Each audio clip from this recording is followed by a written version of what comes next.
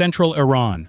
48 kilometers south of Qom, 2:40 in the morning, 84 U.S. Army Rangers from the 75th Ranger Regiment were moving into position around a secure government compound. Inside the walls, 312 Iranian forces guarded the secretary of the Supreme Leader and the records tied to 14 IRGC command cells. The Rangers had 90 minutes to seize the man, take the files, and get out. The compound mattered because it linked religious authority, state orders, and covert military control in one place. Orders moved through its basement archive, cash moved through its armored vault, secure phones inside the East Wing carried traffic to IRGC units across central Iran. Iranian forces believed no outside unit could reach it before reinforcements closed every road. 3 rings of defense protected the site. A concrete wall stood around the outer blocks, and 2 watchtowers covered the north and west roads. Inside, a second fence cut off the main residence from the archive building and vehicle sheds. Iranian forces had AK-74 rifles, PKM machine guns, RPG-7 launchers, 2 DSHK heavy guns, and a Z2U-23-2 anti-aircraft gun on the southern lot. Steel shutters covered the archive doors after midnight. The secretary slept in a hardened suite below the west residence. The assault plan was simple and tight. Alpha element, 24 U.S. Army Rangers with MK18 CQBR carbines and 1 MK11 Mod 0 sniper team would cut the north wall and rush the residence. Bravo element, 20 U.S. Army Rangers with M4A, 1 SOP-MOD, 2 rifles, 1 M249 SAW, and 1 Carl Gustav M3 team would clear the archive. Charlie element, 22 U.S. Army Rangers with MK48 Mod 0 and M240B support guns. Yamur would seize the motor pool and block the southern gun line. Delta element, 18 U.S. Army Rangers with breaching charges, C4, thermite, and 2 Javelin missile teams would hold the east road, stop reinforcements, and open the exit route. At 2:47, the assault began. 2 shaped charges struck the north wall. A linear charge split the east gate. At the same second, a suppressed MK11 Mod 0 dropped the tower guard on the west road. Alpha moved through blowing dust and broken concrete. Bravo ran for the archive stairs. Charlie crossed the lot toward the vehicle sheds. Delta set an M2 Browning and MK19 grenade launcher behind a low service wall facing the highway. Iranian forces lost the first minute to confusion. The north barracks thought the blast came from the fuel shed. The archive guards ran toward the wrong stairwell. Now, a PKM gunner on the south roof opened fire at Charlie, but a Carl Gustav M3 round hit the parapet and threw him clear. Alpha took the front lobby in 40 seconds. Bravo reached the steel shutters and placed date cord on the locking braces. Charlie cut down 6 Iranian forces near the trucks and pushed into the maintenance bay. At 2:49, Alpha hit the first corridor inside the residence. 2 Iranian forces fired from behind a reception desk with AK-74 rifles. Alpha answered with short MK18 CQBR bursts. Both men dropped. A locked security door stopped the point team for 6 seconds. A breacher pressed C4 on the latch, detonated it, and drove through the smoke. Upstairs guards tried to fall back to the stairwell. The U.S. Army Rangers beat them there and sealed the upper floor. Then Bravo blew the archive shutters inward and stepped into a narrow hall lit by backup bulbs. 3 Iranian forces behind sandbags fired a PKM and 2 AK-74 rifles from the records room. The first burst clipped the wall beside the lead man. A Ranger rolled left, fired an M320 grenade into the doorway, and Bravo followed through the dust. The PKM went silent. 2 archive clerks ran for a burn cage with paper bundles. A Ranger tackled one. Another hit the burn drum with a rifle butt and kicked the fuel can aside. Charlie kept moving south. A DSHK heavy gun on the lot opened from 70 meters away and tore into the truck line. Charlie's M24 OB answered from a wheel well. The gunner stayed up until a Javelin team from Delta locked the position and fired. The missile hit the sandbag nest and tore open the concrete slab behind it. Charlie rushed the sheds. 4 Iranian forces tried to mount 2 pickup trucks. Charlie killed 3 and captured 1 before the engines turned over. At 2:51, Delta saw the first outside response. 2 IRGC trucks and 1 armored Jeep came from the east road at high speed. The lead Ranger waited until the vehicles crossed the canal bridge. Then the MK18 grenade launcher opened. The first burst shattered the front truck windshield and punched through the engine block. The second burst flipped the Jeep into the ditch. Survivors jumped out and fired RPG-7 rounds over the wall, but the M2 Browning cut them down before they reached cover. Inside the residence, Alpha pushed toward the lower suite. The Secretary's Guard unit had 18 men and a choke point at the basement stairs. They dropped a steel barrier and fired through firing slots. Alpha did not stop. A breacher ran det cord along the hinges, while 2 Rangers pinned the slots with MK48 Mod 0 fire. The charge snapped the barrier free. Flashbangs went through the gap. Alpha entered low and fast. 8 Iranian forces were down in the first room. The rest fell back toward the safe hall. Iranian forces now understood the target. Calls from the residence, archive, and motor pool all reached the same command post with the same message. U.S. Army Rangers were inside the inner compound. That changed the response. The reserve unit from the South Dorms stopped trying to hold buildings and moved to cut the exit routes. 2 RPG-7 teams took position behind the mosque wall. 1 ZU-23. 2 crew tried to swing the gun east toward Delta. A sniper from Alpha saw the move from a second-floor window and killed the loader before the barrels lined up. At 2:53, Bravo reached the basement archive. The main room held rows of fireproof cabinets, 12 hard cases, and 8 secure servers in shock racks. 4 Iranian forces tried to drag a sealed cart toward a blast door. Bravo hit them with controlled M4A1 SOP mod 2 fire. 1 Ranger placed thermite on the first server rack. Another photographed labels on the hard cases. The blast door at the rear shut halfway. A shaped charge cut its lock. Behind it sat the records vault, a comms hub, and 3 metal trunks stamped with IRGC transport codes. Charlie had the south sheds, but the courtyard still burned with gunfire. 9 Iranian forces appeared on the roof of the dining block and fired down with AK-74 rifles and 1 PKM machine gun. Yen Charlie Tiao spread out between fuel drums and concrete dividers. A MK48 Mod 0 hammered the roof edge. Then a Ranger fired an AT-4 into the upper wall. The blast blew a hole through the firing point. 3 defenders fell from the roof. The rest dropped their weapons and went flat. Charlie moved under the building and secured the stairwell. 2:55, Alpha broke the safe hall. The Secretary's last security team used office safes and overturned tables as cover. They fired in short bursts and tried to hold for time. Alpha answered with flashbangs, fast pairs, and 1 M84 thrown past the desk line. The hallway lit white. The Rangers crossed 14 meters in seconds. 4 guards were killed. 5 were wounded and dragged clear. At the steel door of the inner suite, a Ranger placed a small-shaped charge, turned away, and blew the lock. The team entered with weapons up. The Secretary was inside a reinforced room with 3 aides and 6 bodyguards. 1 bodyguard reached for a pistol. He was shot once in the chest. Another raised an AK-74 and was hit by 2 MK18 rounds. The remaining guards froze when Alpha's rear man covered the room with a green laser and ordered them down.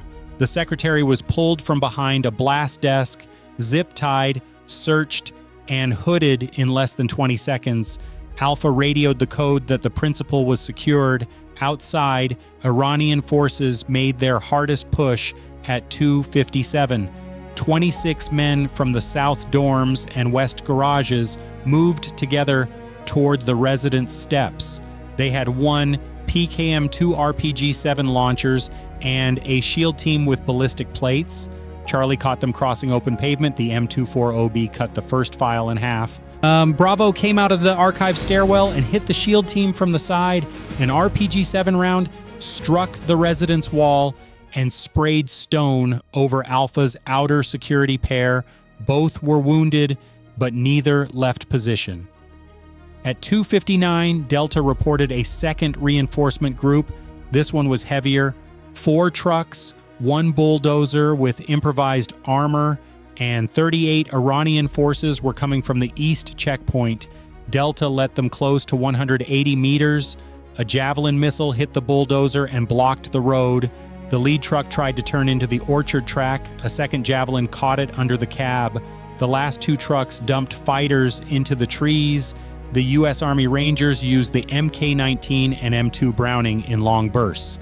10 men fell before they reached the ditch line. The wider fight was now turning against Iranian forces. Their inner defense had split into isolated pockets. Their west road tower was empty. Their archive team was dead or pinned. Their south gun line was gone. Radio traffic became short and broken. One commander ordered the secretary moved, not knowing Alpha already had him. Another told the reserve platoon to destroy the servers, not knowing Bravo had already tagged the room. The compound still had fighters, but no shared picture and no clean route to counterattack. At 3:01, Bravo started the take. 2 Rangers loaded the 12 hard cases onto a cart from the records bay. 3 more pulled drives from the server racks before the thermite burned through them. 1 trunk would not open. A Ranger set a small charge on the hinge seam, popped it, and found cash, sat phones, and seal packets.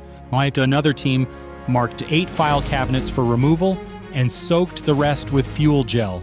Behind them, 1 wounded Iranian officer tried to crawl to a handset on the wall. He was disarmed and cuffed. Alpha began to move the secretary out of the suite. The elevator shaft was locked down from the control room. That added only seconds. A Ranger dropped a charge on the panel.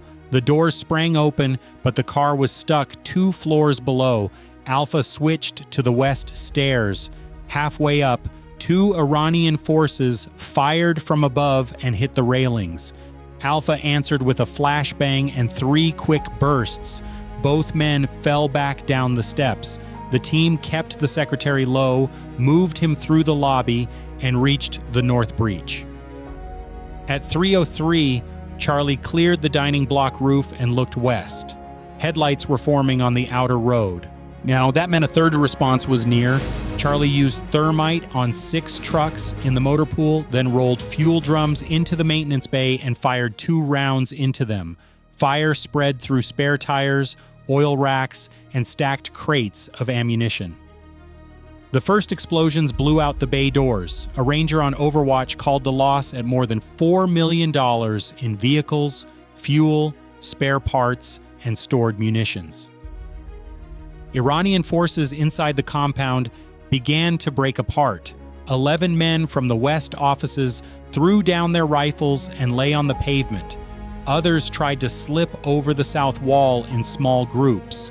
Delta's outer screen saw 7 of them and dropped 4 before the rest vanished into a drainage cut. Near the mosque wall, 1 RPG-7 team stayed in the fight and fired toward the north breach. The round missed Alpha by 6 meters. Charlie crossed the court, threw 2 flashbangs, and killed both men at close range. At 3:05, the 3rd reinforcement wave reached the outer blocks. It was the biggest yet. 54 Iranian forces in 6 trucks tried to push through from the west road. They had 1 recoilless rifle, 2 PKM guns, and a pickup with welded plate on the cab. Delta could not hold them alone. Bravo shifted east of the archive and opened with M4A1 SO PMOD 2 rifles from behind the second fence. Alpha's sniper team moved to a balcony and hit the recoilless rifle crew before they fired a second round. Charlie's MK48 Mod 0 raked the lead truck and stopped the column. The fight lasted 5 hard minutes. Iranian forces used the trucks as rolling cover and tried to flood the gap by numbers. U.S. Army Rangers answered with layered fire. The MK19 burst over the truck beds. The M2 Browning cut through doors and engine blocks. A Carl Gustav M3 round from Bravo hit the armored pickup broadside and threw it into a wall. Survivors tried to rush on foot. Alpha's sniper dropped 3. Charlie's line dropped 8 more. By the time the smoke cleared, the west wave had stalled short of the compound gate. At 3:07, the mission shifted from Seizure to Withdrawal. The Secretary was at the north breach. The archive cases were stacked beside him. Bravo fired the fuel gel in the records room. Flames moved along the shelves and climbed into the ceiling void. Charlie fell back by bounds from the motor pool to the central court. Delta kept firing east to hold the road shut. A pair of UAV feeds overhead showed 2 more Iranian vehicles leaving a barracks zone 11 kilometers away, but they were too late to matter.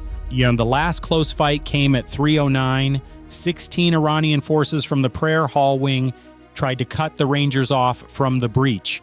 They moved through smoke and low walls, hoping to hit the load point at close range. Alpha turned and met them front on. 1 Ranger was hit in the shoulder. Another took fragments to the leg. Charlie flanked left and hit the group with a short MK48 burst. Bravo finished the rest with rifle fire from the archive steps. The path to the breach stayed open. By 3:11, the objective was fully seized. The Secretary was secured for extraction. 12 hard cases, 3 IRGC code trunks, 22 encrypted drives, and 9 sat phones were in U.S. Army hands.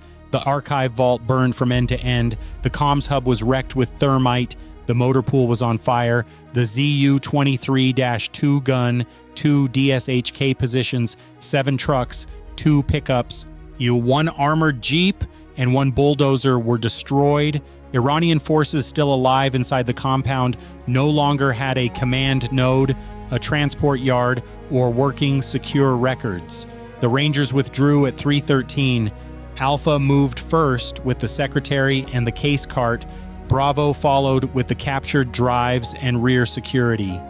Charlie peeled off last from the court, firing short bursts to keep heads down.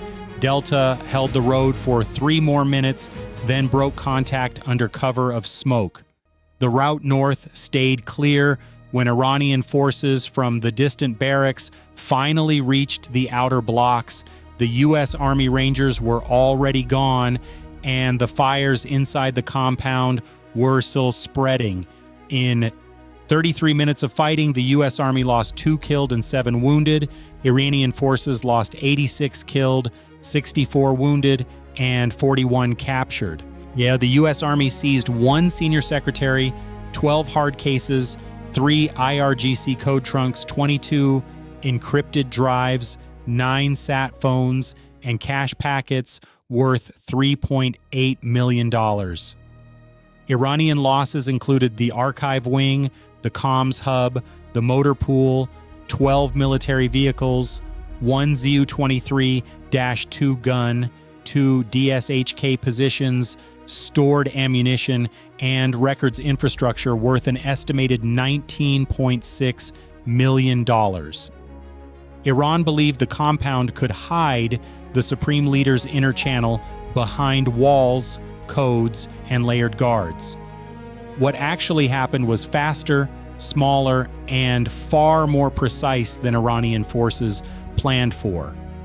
Iranian forces had walls, towers, armored gates, and 3 times the numbers. What they did not have was 84 U.S. Army Rangers willing to take the whole system apart in 33 minutes.